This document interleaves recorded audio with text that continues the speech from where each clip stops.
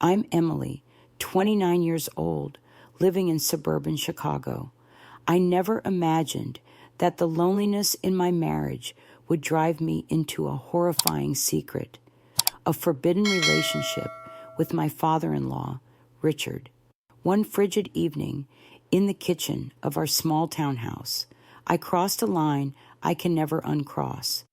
This story will send shivers down your spine, but stay until the end, because what I'm about to share will change how you view love, loyalty, and unforgivable mistakes. I'm Emily, and this is a secret I dare not confess. I live in a 2-story townhouse in suburban Chicago, where maple trees blaze red every fall, and quiet streets hide stories no one dares to tell. I've been married to David for 3 years. He's a software engineer, brilliant and dedicated, but his job pulls him across the globe, from Seattle to San Francisco, sometimes Singapore or Tokyo. His trips, lasting weeks or even months, oversee major tech projects. He calls them golden opportunities for his career, but to me, they're cold, empty voids in my heart. At 29, I'm at the peak of my vitality. I crave warm embraces, deep late-night conversations, and the feeling of being cherished. But David is rarely home. When he returns, he's exhausted, his mind tangled in lines of code or endless meetings. I love David. I truly do. But that love is starting to feel like a faded painting, each stroke dimming with every flight he takes. I feel like a shadow, drifting silently through empty rooms with only the ticking of the clock for company. Loneliness isn't just an empty feeling. It's like a smoldering fire, burning me from within. I yearn for closeness, not just physical, but emotional connection. I've tried talking to David, sending long texts in the middle of the night, asking if we could spend more time together, but his replies are curt. I'm sorry, Em. Work is crazy right now. Just a few more months and things will settle. Those promises repeat, but a few months never comes. I don't dare share this with friends. In America, where everyone smiles and says, I'm fine, even when their heart is breaking, admitting your marriage is faltering is hard. I'm afraid they'll judge me, call me weak, or worse, a wife who's not good enough. My family in Ohio would never understand. They're traditional, believing marriage is an unbreakable vow. So I keep my pain inside, letting it grow, turning into a hunger I can't control. Everything changed when my father-in-law Richard moved in with us. Richard, 60, is a weathered man who worked in construction in a small Michigan town before retiring. After my mother-in-law died of heart disease 2 years ago, he sank into depression. David, worried for his dad, convinced him to leave the town and come to Chicago, where he could start over. Dad needs family, Emily, David told me. We're all he has. I agreed, thinking Richard's presence might make the house feel less empty. When Richard arrived, I was overwhelmed by his sternness. He's tall, broad-shouldered, with salt and pepper hair and deep green eyes that hold an unspoken sadness. His low voice carries the weight of lessons learned. He's not the warm, approachable type. He constantly critiqued my cleaning. Emily, this kitchen needs to be spotless. Or the way I left mail piled on the dining table. His words made me anxious, wondering if he'd ever accept me as his daughter-in-law. I felt like a stranger in my own home. But then I discovered another side of Richard. One afternoon, while David was in San Francisco, I found Richard sitting on the back porch, holding a coffee mug, staring into the maple trees. I brought out a plate of cookies, hoping to break the awkward silence. He started talking about his life. grueling days under the sun on construction sites, quiet nights with my mother-in-law, and the devastation of losing her. She was my light, he said, his voice choking. When she left, I didn't know who I was anymore. His stories touched me. I began opening up about myself, my loneliness when David was gone, the feeling of abandonment, and the dreams I once had, like opening a small bakery in downtown Chicago. Richard listened without judgment. His eyes softened, no longer sharp. He shared his unfulfilled dreams, building a log cabin in Michigan, where he and his wife once envisioned a simple life. Those conversations drew us closer, like two lost souls finding each other in the dark. I didn't see the danger coming. Each time, Richard gently touched my shoulder when I cried, or when he cooked a hearty, hometown meal of pot roast and mashed potatoes. I felt a warmth I'd forgotten. I started looking forward to those moments, the times we sat together, sharing pains no one else understood. I told myself it was just comfort, that I was only seeking a friend. But deep down, I knew something. With Chicago blanketed in snow, everything spiraled out of control. David had been gone for 2 weeks, and I was alone in the cold house. I sat in the kitchen, scrolling on my phone, trying to distract myself from the emotional hunger screaming inside.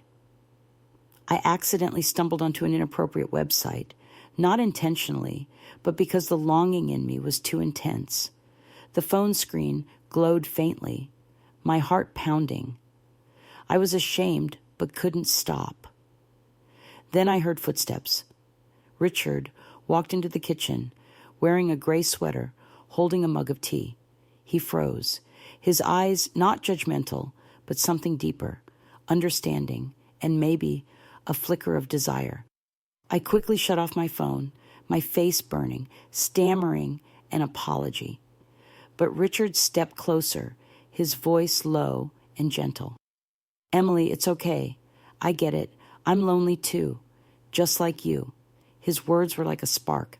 I don't know who moved first, but his hand touched mine, soft but electric.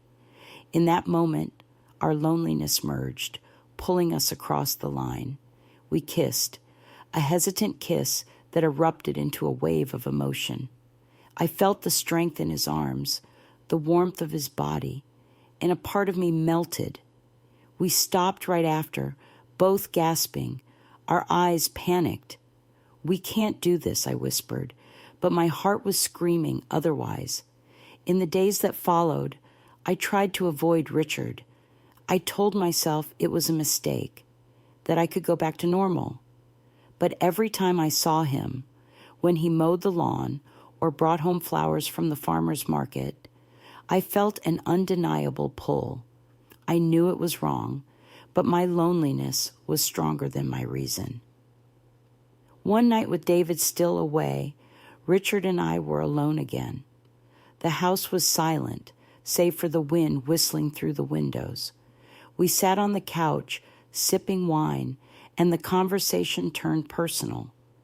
He spoke of sleepless nights, thinking of his wife, and I confessed I was afraid I was losing David, not just to distance, but because I was changing. He took my hand, and this time I didn't pull away. We kissed again, deeper, more intense. I felt my body awaken, as if I'd been asleep too long. We didn't go further, but that moment changed everything. Over the next few weeks, we fell into a secret spiral.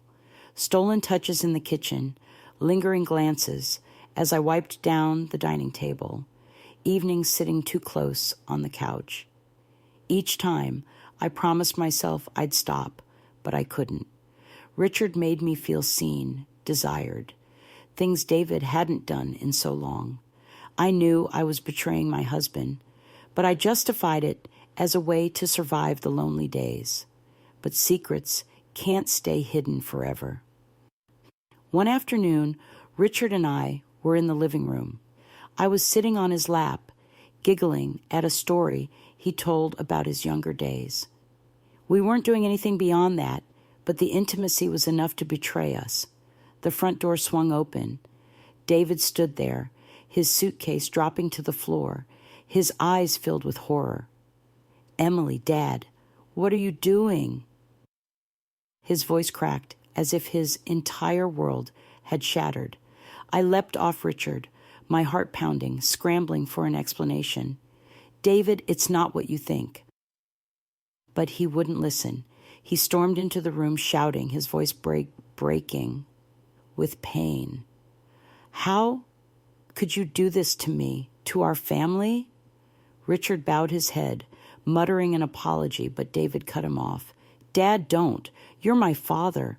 And you, Emily, you're my wife." That night, we sat in the living room, the air thick as a storm. David looked at me, his eyes red. "Why, Emily?"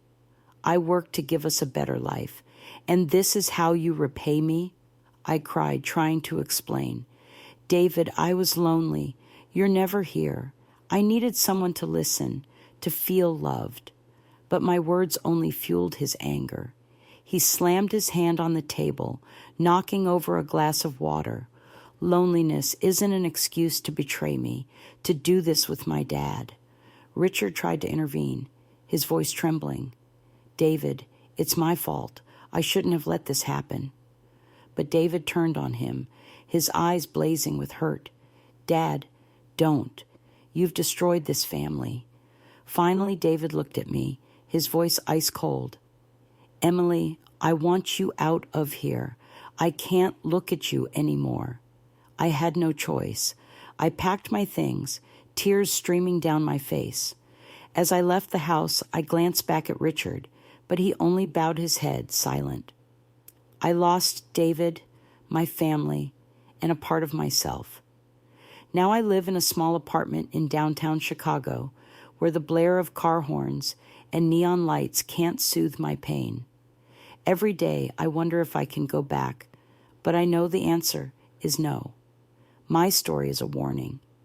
Loneliness and desire are natural, but not every boundary is worth crossing. If you're feeling lost in your relationship, speak up, seek help, before a single mistake destroys everything. I let my emotions lead me, and now I'm paying the price. I've shared my most painful secret. What do you think of this story?